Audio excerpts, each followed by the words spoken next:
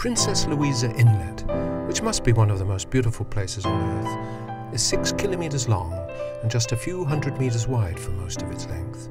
It is a remote place and is a mere gap off the long body of water called Jervis Inlet. It can only be reached by boat or float plane. In June 1792, Captain George Vancouver, a British naval officer charged with charting this part of the western coast of Canada, explored Jervis Inlet right up to its end.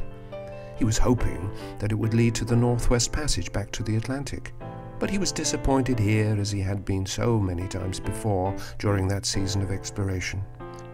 68 years later, in 1860, Captain George Richards, Royal Navy, explored Jervis Inlet, and he too missed Princess Louisa.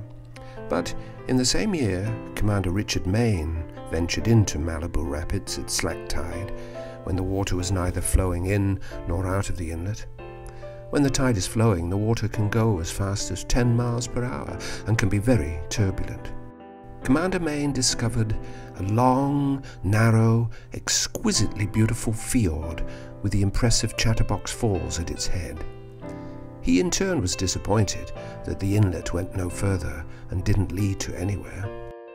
In 1919, a young man named James MacDonald, aged 30 at that time, known as Mac to his friends, a man given to boating and hiking adventures along this coast, discovered for himself and fell in love with Princess Louisa Inlet.